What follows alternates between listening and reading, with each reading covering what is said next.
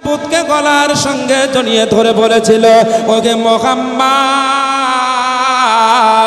তুমি যে বলো তোমার খোদা জানের রগের থেকে নিকটে, জোরে বলুন।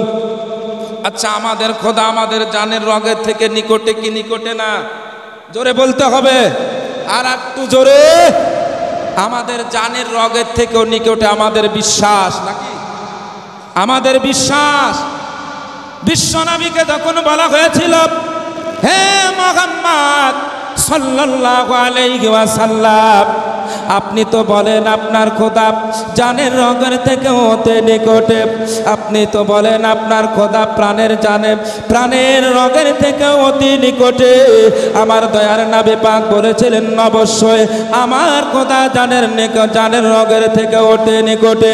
আমার মহান স্রষ্টা আল্লাহ রাব্বুল আলামিন পবিত্র কোরআন পাকের মধ্যে জানিয়ে দিয়েছেন, নাহানু আকরাবু ইলাইহি মিন হাবলিল ওয়ারিদ।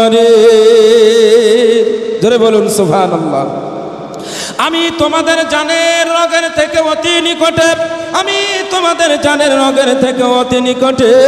আমার মায়ার নবী পয়গম্বরে আদম সাল্লাল্লাহু আলাইহি ওয়াসাল্লামকে সঙ্গে সঙ্গে ওয়ালিদ আপনার বলে উঠেছিল, ওহে মুহাম্মদ, আপনার খোদা তো জানের রগের থেকে নিকটে, দেখুন আমার খোদা আমার গলার সঙ্গে জড়িয়ে ধরে আছে, আপনার খোদাকে তো দেখা যায় না।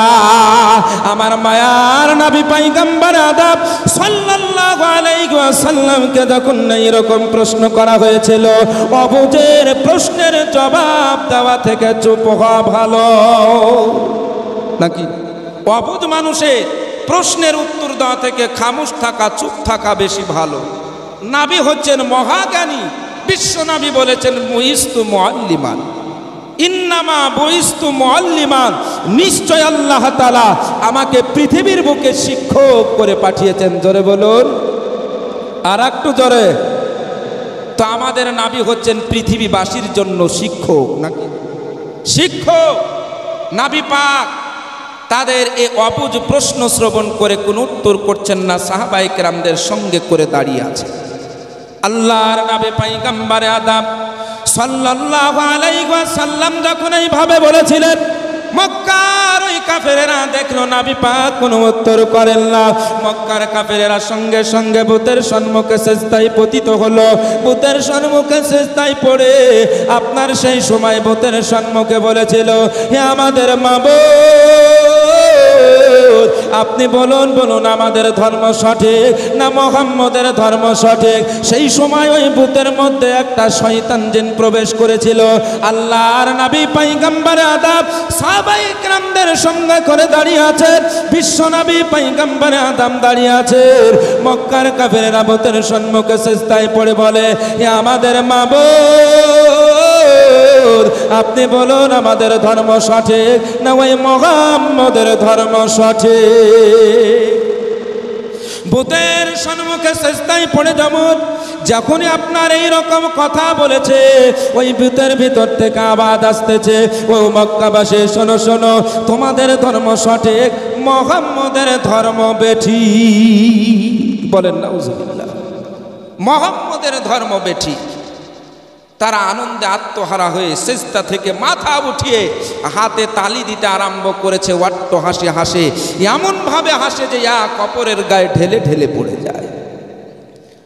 আল্লাহর নবী পয়গম্বরে আদম সাল্লাল্লাহু আলাইহি ওয়াসাল্লাম তাদের কথার কোনো জবাব না দিয়ে সাহাবায়ে কেরামদের সঙ্গে করে বাড়ি এলেন। নবী পাকের সাহাবী হযরত আব্দুল্লাহ ইবনে মাসউদ রাদিয়াল্লাহু তাআলা আনহু উপস্থিত ছিলেন। বাড়িতে আসার পরে হযরত আব্দুল্লাহ ইবনে মাসউদ রাদিয়াল্লাহু তাআলা আনহু আমার বিশ্ব নবীকে জিজ্ঞেস করেন, ইয়া রাসূলুল্লাহ, ইয়া হাবিবাল্লাহ, নবীজি আপনি কি আজ মুহূর্তের কথা শ্রবণ করেছে? নবী পাক বলেছেন, শুনেছি তো বটে, বটে, তবে সেটা মূর্তির কথা ছিল না। মূর্তি পাথরের কথা বলতে পারে না, তার মধ্যে নড়াচড়ার শক্তি নাই, কথা বলার শক্তি নাই, সাহায্য করার শক্তি নাই। আমার মায়ার নবী পয়গম্বর আদম বলেছিলেন, তখন মক্কার কাফেরেরা যখন সেজদায় পড়ে তাদের মূর্তির কাছে আবেদন করেছিল, আমাদের মাবুদ আপনি বলুন, আমাদের ধর্ম সঠিক না মুহাম্মদের ধর্ম সঠিক, আমাদের ধর্ম সত্য না মুহাম্মদের ধর্ম সত্য। সেই সময় ওর বুকের ভিতরে একটি শয়তান সারকা জিন প্রবেশ করেছিল, যে জিন নবীর শানে বেয়াদবি করতেছিল, ইসলামের অবমাননা করতেছিল, ইসলামের তাচ্ছিল্য করতেছিল, আল্লাহর একাত্মবাদের তৌহিদ করতেছিল। যে জিন নবীর শানে বেয়াদবি করে সেই জিন পৃথিবীর বুকে বেশি দিন থাকতে পারে না, নবীর বদদুয়ায় ধ্বংস হয়ে যায়, নবীর বদদুয়ায় হেলাক হয়ে যায়। হযরত আব্দুল্লাহ ইবনে মাসউদ বর্ণনা করেন, আমি নবী পাকের দরবার থেকে বাড়ি চলে গেলাম। এই ঘটনার কয়েকদিন পরে আমি নবী পাকের দরবারে ছিলাম, হঠাৎ যেন কোনো ব্যক্তি এসে নবী পাকের দরবারে সালাম দিলেন, আসসালাতু ওয়াসসালামু আলাইকা ইয়া রাসূলুল্লাহ, আসসালাতু ওয়াসসালামু আলাইকা ইয়া হাবিবাল্লাহ, আসসালাতু ওয়াসসালামু আলাইকা ইয়া নূরাম মিন নূরিল্লাহ। আমার মায়ের নবী সালাম খানা গ্রহণ করলেন, সালাম খানা গ্রহণ করে জিজ্ঞেস করেছিলেন, ওগে তুমি কে, তোমার পরিচয় একটু বলো, তোমার পরিচয় বলো। সেই সময় বলেছিল, হুজুর গো আমি একজন জিন জাতি। ইয়া রাসূলুল্লাহ, ইয়া হাবিবাল্লাহ, নবীজি আপনার কাছে এসেছি। কয়েকদিন পূর্বে আপনি সাফা পাহাড়ের নিকট দিয়ে চলে যাচ্ছিলেন, এমতো সময় আপনি মক্কার মানুষদেরকে ইসলামের দাওয়াত দিয়েছিলেন, আল্লাহর একাত্মবাদের দাওয়াত দিয়েছিলেন, আল্লাহর তৌহিদের দাওয়াত দিয়েছিলেন। তারা আপনার দাওয়াতকে গ্রহণ করে নাই, বরঞ্চ আপনাকে অপমান করেছিল, সাহাবায়ে কেরামদের অপমান করেছিল। আপনি তাদের কোনো জবাব না দিয়ে বাড়ি ফিরে এসেছিলেন। ইয়া রাসূলুল্লাহ, ইয়া হাবিবাল্লাহ, নবী গো আমি যখন জানতে পারলাম আপনার শানে বেয়াদবি করেছে, ওই জিনটির নাম ছিল মিসআর। কি নাম বললাম? মিসআর।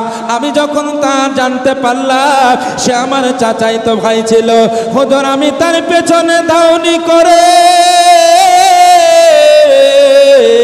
হুজুর আমি তাকে মার্ডার করে আপনার কাছে এসেছি।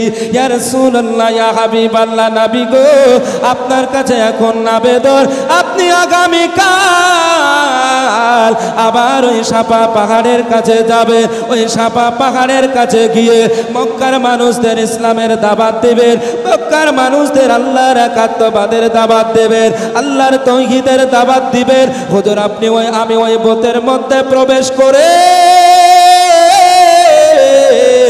আমি আপনার প্রশংসা করব, আল্লাহর একাত্মবাদের প্রশংসা করব, দ্বীন ইসলামের প্রশংসা করব।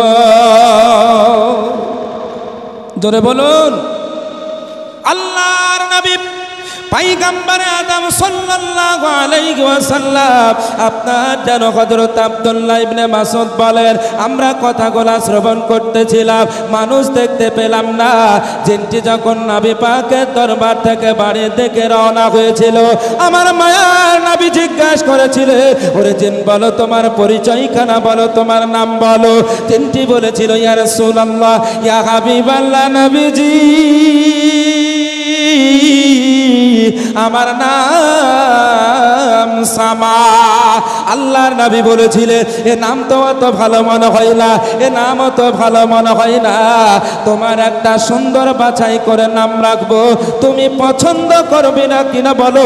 জিনটি বলেছিল, হুজুর গো আপনি নাম রাখবেন আমি পছন্দ করব না, আপনি নাম রাখবেন সেটা আমার পছন্দ হবে না, কে হবে না, এটা কি হতে পারে নাকি?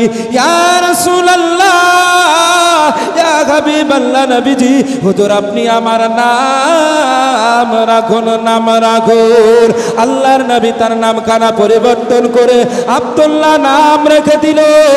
জিন আপনার জানা আপন বাড়ি চলে গেল। হযরত আব্দুল্লাহ ইবনে মাসউদ রাদিয়াল্লাহু তাআলা আনহু জানে বলেন, আমিও বাড়ি চলে গেলাম। বাড়িতে গিয়ে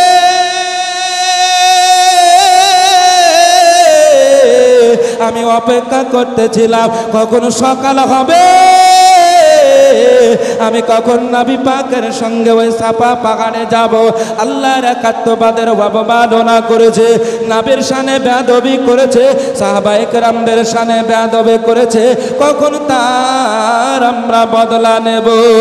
হযরত আব্দুল্লাহ ইবনে মাসউদ বলে, সেই রাতে আমার জন্য এত বড় হয়েছিল, এত লম্বা হয়েছিল, আমার মনে হচ্ছিল যেন আর সকালই হবে না।